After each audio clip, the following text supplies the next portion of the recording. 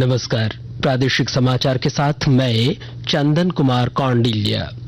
प्रधानमंत्री नरेंद्र मोदी ने कहा है कि भारत 2047 तक एक विकसित देश बन जाएगा और देश में भ्रष्टाचार, जातिवाद और सांप्रदायिकता का कोई स्थान नहीं रहेगा।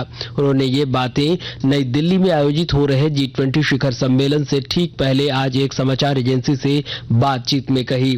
श्री मोदी ने कहा कि G20 शिखर सम्मेलन में भारत के विचारों और दृष्टिकोण को दुनिया भविष्य की एक रूपरेखा के रूप में देख रही है।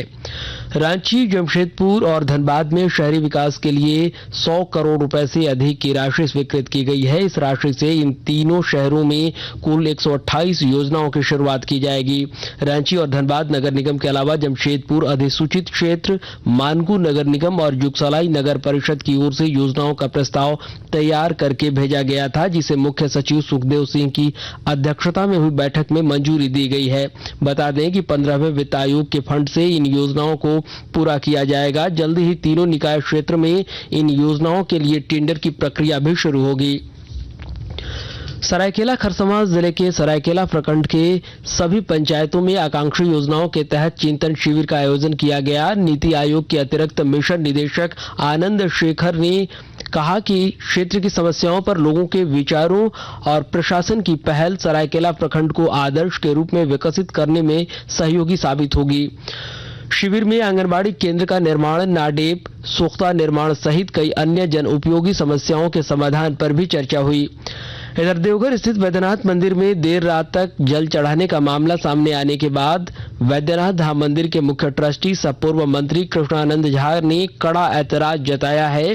कृष्णानंद झा ने कहा कि मंदिर की सारी परंपराओं को मंदिर में पदस्थापित पदाधिकारियों ने तोड़ने का कार्य किया है। ज्ञात हो कि श्रावण मास की 7वीं सोमवारी के दिन देवघर में कांवरियों की अत्यधिक भीड़ हो जाने के कारण मंदिर में देर रात तक श्रद्धालुओं को जलार्पण कराया गया था, जिसका पंडा समाज विरोध कर रहे हैं।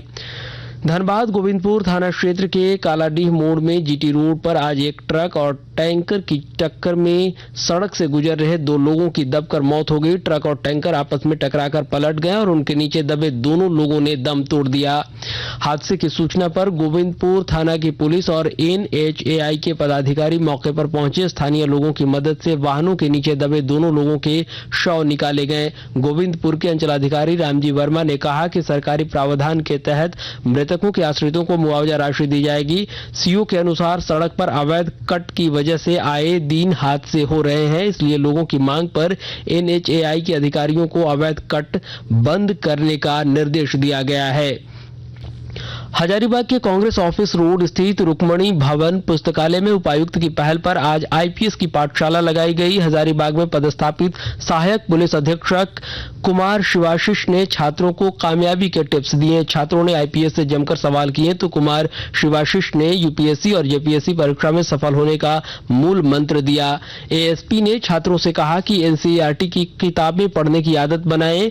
9वीं से 12वीं कक्षा के सोशल साइंस की पुस्तक PCM परीक्षा में मददगार साबित होती है। उन्होंने सभी छात्रों को अखबार पढ़ने की आदत बनाने पर भी जोर दिया। गोड्डा जिले के ठाकुर गंगटी प्रखंड में 35 वर्षीय एक युवक की मौत तालाब में डूबने के कारण हो गई। बाद में ग्रामीणों की सहायता से शव को पानी से बाहर निकाला गया। इधर गुंज परिवार की ओर से सिल्ली स्टेडियम परिसर में 6 सितंबर को गुरुजनों के लिए शिक्षक सम्मान समारोह का आयोजन किया जाएगा। आजसू प्रमुख सह सिल्ली विधायक सुदेश कुमार महतो सम्मान समारोह में सिल्ली विधानसभा के सभी सरकारी एवं गैर सरकारी विद्यालयों के शिक्षक एवं सेवानिवृत्त शिक्षकों को सम्मानित करेंगे। सिल्ली क्षेत्र में शिक्षा को एक नई ऊंचाई तक पहुंचाने के उद्देश्य से सुदेश कुमार महतो लगातार प्रयास कर रहे हैं। और इसके साथ ही आकाशवाणी रांची से प्रादेशिक समाचार का ये बुलेटिन समाप्त हुआ। नमस्कार।